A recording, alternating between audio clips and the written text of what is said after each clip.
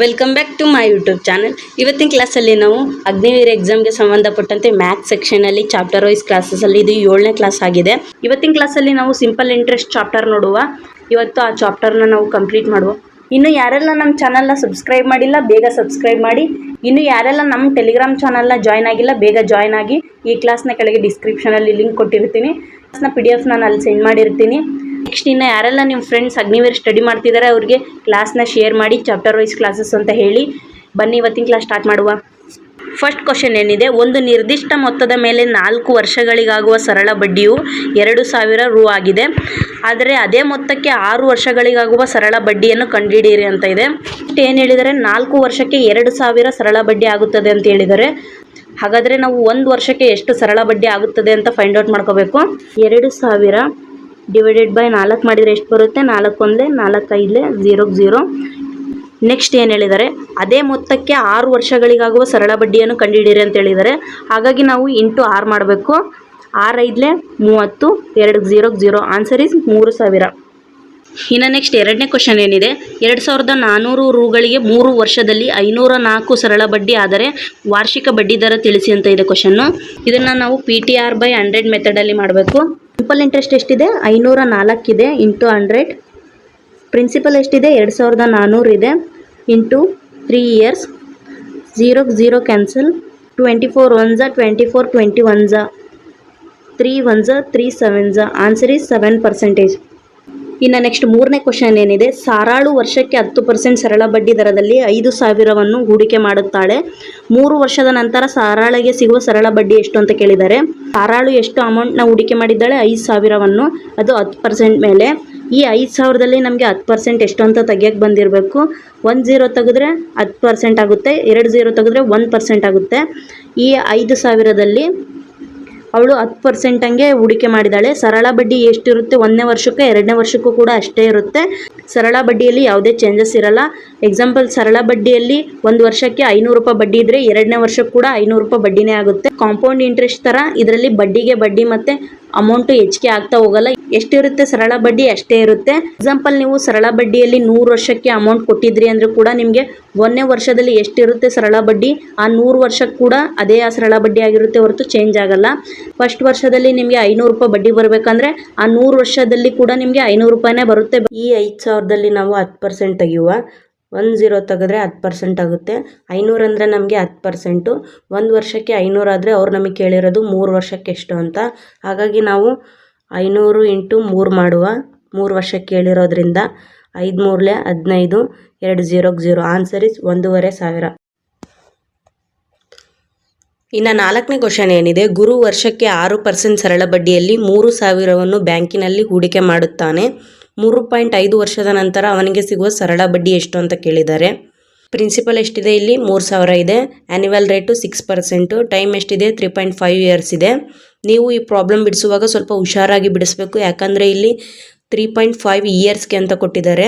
Example, ನಿಮಗೆ 1 ಇಯರ್ಗೆ 100 rupees ಆಗಿತ್ತು ಸಿಂಪಲ್ ಇಂಟ್ರೆಸ್ಟ್ ಅಂದರೆ ನಿಮಗೆ ಹಾಫ್ ಇಯರ್ಲಿ ಎಷ್ಟಾಗುತ್ತೆ? ಅರ್ಧ ವರ್ಷಕ್ಕೆ ಅದು 50 ರೂಪೀಸ್ ಆಗುತ್ತೆ.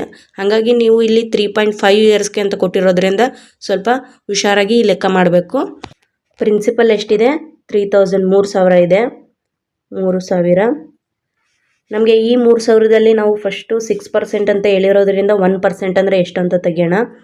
1 0 ತೆಗೆದ್ರೆ ಎಷ್ಟು? 10%. 2 0 ತೆಗೆದ್ರೆ 1%. ಈ 30 ಅಂದರೆ ನಮಗೆ 1%. ಅವ್ರು ಹೇಳಿರೋ 6% ಅಂತ, ಹಾಗಾಗಿ ಇಂಟು 6 ಮಾಡುವ. ಇಂಟು 6 ಮಾಡಿದ್ರೆ ಏನು ಬರುತ್ತೆ? 6 3 18, 1 0 0. 1 ಇಯರ್ಗೆ 180 ಆಗುತ್ತೆ, ಅಂದರೆ 1 ವರ್ಷಕ್ಕೆ 180 ಆಗುತ್ತೆ ಸರಳ ಬಡ್ಡಿ. ಅವ್ರು ಕೇಳಿರೋದು 3.5 ವರ್ಷಕ್ಕೆ ಅಂತ. ಹಾಗಾಗಿ ನಾವು ಇದನ್ನ ಫಸ್ಟ್ 3 ವರ್ಷಕ್ಕೆ ಎಷ್ಟಾಗುತ್ತೆ ಅಂತ ನೋಡುವ, ಆಮೇಲೆ ಅರ್ಧ ವರ್ಷಕ್ಕೆ ಎಷ್ಟಾಗುತ್ತೆ ಅಂತ ನೋಡುವ. 180 ಇಂಟು 3 ಮಾಡಿದರೆ ನಮ್ಗೆ ಎಷ್ಟು ಬರುತ್ತೆ? 18 3 54, 1 0.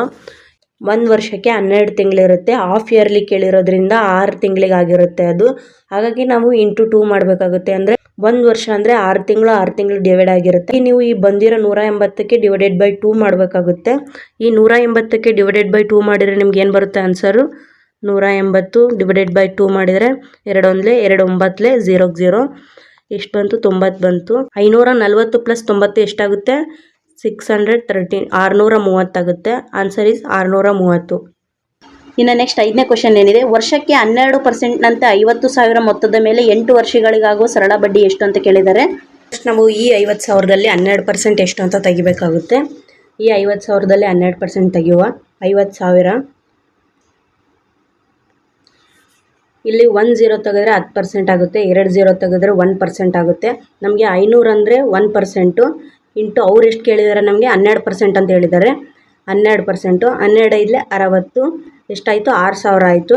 ಒಂದು ವರ್ಷಕ್ಕೆ 6,000 ಆದರೆ ನಮಗೆ ಅವ್ರು ಕೇಳಿರೋದು 8 ವರ್ಷಕ್ಕೆ ಎಷ್ಟು ಅಂತ. 6,000 ಇಂಟು ನಾವು 8 ಮಾಡುವ.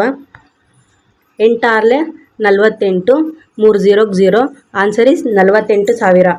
ಇನ್ನು 6ನೇ ಕ್ವಶನ್ ಏನಿದೆ, ರಾಮ್ ವರ್ಷಕ್ಕೆ 8% ಸರಳ ಬಡ್ಡಿ ದರದಲ್ಲಿ 4,500 ಅಸಲನ್ನು ತನ್ನ ಸ್ನೇಹಿತನಿಗೆ ಸಾಲವಾಗಿ ನೀಡುತ್ತಾನೆ. ರಾಮ್ನ ಸ್ನೇಹಿತ 5 ವರ್ಷಗಳ ನಂತರ ರಾಮಿಗೆ ನೀಡಬೇಕಾದ ಸರಳ ಬಡ್ಡಿ ಎಷ್ಟು ಅಂತ ಕೇಳಿದ್ದಾರೆ. ಅಸಲು ಎಷ್ಟಿದೆ, 4,500 ಇದೆ. 4,500, ಈ 4,500ರಲ್ಲಿ ನಾವು 1% ತೆಗೆಯುವ. ಫಸ್ಟು 1 0 ತೆಗೆದ್ರೆ 10%, 2 0 ತೆಗೆದ್ರೆ 1%. ಈ 45 ಅಂದರೆ 1%. ಅವ್ರು ನಮ್ಗೆ ಹೇಳಿರೋದು 8% ಅಂತ. ಇಂಟು 8 ಮಾಡಿದರೆ ಎಷ್ಟು ಬರುತ್ತೆ, ಆನ್ಸರು 360 ಬರುತ್ತೆ.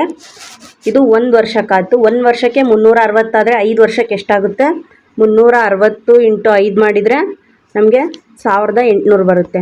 ಆನ್ಸರ್ ಇದು 1,800. 7ನೇ ಕ್ವಶನ್ ಏನಿದೆ, ಒಂದು ಮೊತ್ತದ ಮೇಲೆ 40 ವರ್ಷಗಳವರೆಗೆ ಪಡೆದ ಸರಳ ಬಡ್ಡಿಯು ಆ ಮೊತ್ತದ 2/5ಕ್ಕೆ ಸಮನಾಗಿದೆ. ವಾರ್ಷಿಕ ಬಡ್ಡಿ ದರ ಕಂಡುಹಿಡಿಯಿರಿ ಅಂತ ಇದೆ. 40 ವರ್ಷಗಳಿಗೆ ಪಡೆದ ಸರಳ ಬಡ್ಡಿಯು ಎಷ್ಟಕ್ಕೆ ಸಮನಾಗಿದೆ, 2:5ಕ್ಕೆ ಸಮನಾಗಿದೆ. 2/5 ಇಂಟು 100 ಎಷ್ಟು ವರ್ಷಕ್ಕೆ, 40 ವರ್ಷಕ್ಕೆ. 2 1 2 20, 5 1 5 20, 21 21. Answer is 1%, 1%. ನೆಕ್ಸ್ಟ್ 8ನೇ ಕ್ವಶನ್ ಏನಿದೆ, ಸರಳ ಬಡ್ಡಿ ದರದಲ್ಲಿ ಅಸಲು 1,000 ಮತ್ತು ಒಟ್ಟು ಮೊತ್ತ 1,210 ಆಗಿದೆ. ವಾರ್ಷಿಕ ಬಡ್ಡಿ ದರ ತಿಳಿಸಿ ಅಂತ ಇದೆ. ಟೋಟಲ್ ಅಮೌಂಟ್ ಎಷ್ಟಿದೆ, 1,210 ಇದೆ. 1,210 ರೂಪಾಯಿ ಇದೆ ಟೋಟಲ್ ಅಮೌಂಟು. 1,210 ರೂಪಾಯಿ. ಪ್ರಿನ್ಸಿಪಲ್ ಎಷ್ಟಿದೆ, 1,000 ಇದೆ. ಅವ್ರು ನಮಗೆ ವಾರ್ಷಿಕ ಬಡ್ಡಿ ದರ ಕೇಳ್ತಿರೋದ್ರಿಂದ ನಾವು ಇಂಟು 100 ಮಾಡಬೇಕು. ಇದೆರಡು 0 ಕ್ಯಾನ್ಸಲ್, ಇದೆರಡು 0 ಕ್ಯಾನ್ಸಲ್ ಆಗುತ್ತೆ. ಇದೊಂದು 0, ಇದೊಂದು 0 ಕ್ಯಾನ್ಸಲ್ ಆಗುತ್ತೆ. ಉಳಿದಿದ್ದೇನು ನಮಗೆ 121 ಉಳಿತು. 121 ಯಾವುದ್ರ ಸ್ಕ್ವೇರ್ ರೂಟ್ ಆಗುತ್ತೆ, 11 ಸ್ಕ್ವೇರ್ ರೂಟು. Answer is 11%. ಇನ್ನು 9ನೇ ಕ್ವಶನ್ ಏನಿದೆ, ಅಸಲು ಮೊತ್ತ 1,000 ಆಗಿದ್ದರೆ ಬಡ್ಡಿ ದರ 5% ಆಗಿದ್ದರೆ ಮತ್ತು ಅವಧಿ 2 ವರ್ಷ ಆಗಿದ್ದರೆ ಸರಳ ಬಡ್ಡಿ ಎಷ್ಟು ಅಂತ ಕೇಳಿದ್ದಾರೆ.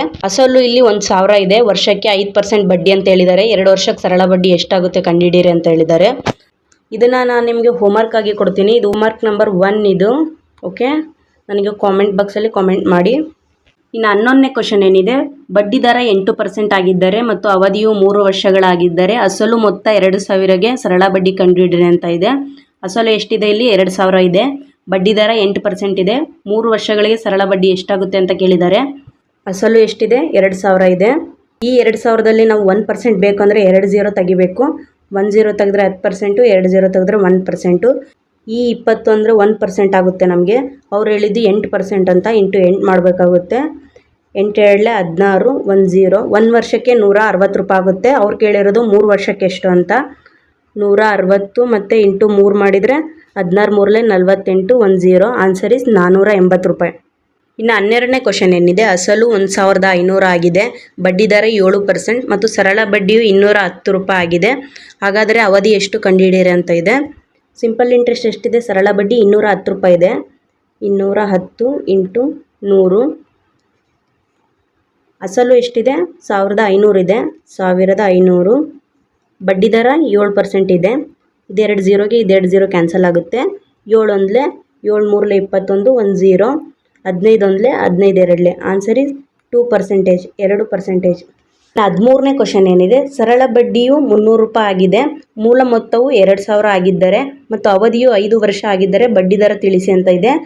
ಇದನ್ನು ಕೂಡ PTR/100 ಮೆಥಡಲ್ಲಿ ಮಾಡಬೇಕು. ಸಿಂಪಲ್ ಇಂಟ್ರೆಸ್ಟ್ ಸರಳ ಬಡ್ಡಿ ಎಷ್ಟಿದೆ, 300 ರೂಪಾಯಿ ಇದೆ. ಇಂಟು 100. ಅಸಲು ಎಷ್ಟಿದೆ, 2,000 ಇದೆ. 2,000 ಇಂಟು ಟೈಮ್ ಎಷ್ಟಿದೆ, ಕಾಲ 5 ವರ್ಷ ಇದೆ. 2 0ಗೆ ಇದೆರಡು 0 ಕ್ಯಾನ್ಸಲ್, ಇದೊಂದು 0ಗೆ ಇದೊಂದು 0 ಕ್ಯಾನ್ಸಲ್. 5 1 5 6 30, 2 1 2 3. Answer is 3%. ಕೆಲವೊಬ್ರು ಕೇಳ್ತಿದ್ರು ಇದು ಮ್ಯಾಕ್ಸ್ ಇದೆ, ಮೊದಲೇ ಸ್ಲೋವಾಗಿ ಹೇಳಿ, ಕ್ಲಾಸ್ನ ಸ್ಲೋವಾಗಿ ಹೇಳಿ ಅಂತ. ನನಗೆ ಅದು ಸ್ಲೋವಾಗಿ ಮ್ಯಾಕ್ಸ್ ಪ್ರಾಬ್ಲಮ್ ಬಿಡಿಸಿ ರೂಢಿನೇ ಇಲ್ಲ. ಹಾಗಾಗಿ ಇನ್ನು ಮುಂದೆ ನಾನು ನೆಕ್ಸ್ಟ್ ಕ್ಲಾಸಲ್ಲಿ ನಾನು ಸ್ಲೋವಾಗಿ ಹೇಳೋಕ್ಕೆ ಟ್ರೈ ಮಾಡ್ತೀನಿ. ಎಷ್ಟಾಗುತ್ತೋ ಅಷ್ಟು ಸ್ಲೋವಾಗಿ ನಾನು ಕ್ಲಾಸಸ್ನ ಮಾಡಿಕೊಡ್ತೀನಿ. ಇನ್ನು ನೆಕ್ಸ್ಟು ನಿಮಗೆ ಕ್ಲಾಸ್ ಬಗ್ಗೆ ಏನೇ ಇದ್ರೂ ನನಗೆ ಕಾಮೆಂಟ್ ಮಾಡಿ ಹೇಳಿ ಅಂತ ನಾನು ಫಸ್ಟ್ ಕ್ಲಾಸಲ್ಲಿ ಹೇಳಿದ್ದೀನಿ. ನೀವು ಏನೇ ಹೇಳಿದ್ರು ನಾನು ಅದನ್ನು ಚೇಂಜಸ್ ಮಾಡ್ಕೊತೀನಿ. ಯಾಕಂದರೆ ಕ್ಲಾಸ್ ಕೇಳೋರು ನೀವು, ನನಗೆ ಫಸ್ಟ್ ಪ್ರಿಫರೆನ್ಸ್ ನೀವಾಗಿರ್ತೀರ. ನೀವೇನು ಹೇಳ್ತೀರಾ ಅದನ್ನು ನಾನು ಸರಿ ಮಾಡ್ಕೊಂಡು ನೀವು ಹೆಂಗೆ ಹೇಳ್ತೀರಾ ಹಂಗೆ ಕ್ಲಾಸಸ್ ಮಾಡಿಕೊಡ್ತೀನಿ. ಓಕೆ, ನೆಕ್ಸ್ಟ್ ಕ್ವಶನ್ ಏನಿದೆ, ಸರಳ ಬಡ್ಡಿ 600 ಆಗಿದ್ದರೆ ಬಡ್ಡಿ ದರ 6% ಆಗಿದ್ದರೆ ಮತ್ತು ಅವಧಿಯು 5 ವರ್ಷ ಆಗಿದ್ದರೆ ಅಸಲು ಎಷ್ಟು ಅಂತ ಕೇಳಿದ್ದಾರೆ. ಅಸಲು ಮೊತ್ತ ಸಿಂಪಲ್ ಇಂಟ್ರೆಸ್ಟ್ ಎಷ್ಟಿದೆ? 600 ಇದೆ. 600 × 100 ಡಿವೈಡೆಡ್ ಬೈ ಟೈಮ್ ಎಷ್ಟಿದೆ? 5 ಇಯರ್ಸ್. ಪರ್ಸೆಂಟೇಜ್ ಎಷ್ಟಿದೆ? ಇಂಟ್ರೆಸ್ಟು 6% ಇದೆ.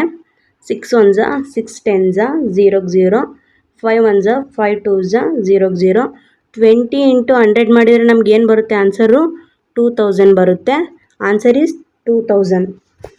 ಇನ್ನು ಲಾಸ್ಟ್ ಫೈನಲ್ ಕ್ವಶನ್ ಏನಿದೆ, ಜಾನ್ ಅವರು 2000 ಅಸಲನ್ನು ವಾರ್ಷಿಕ 5 ಸರಳ ಬಡ್ಡಿ ಯೋಜನೆಯಡಿ ಬ್ಯಾಂಕಿನಲ್ಲಿ ಠೇವಣಿ ಇಡುತ್ತಾರೆ.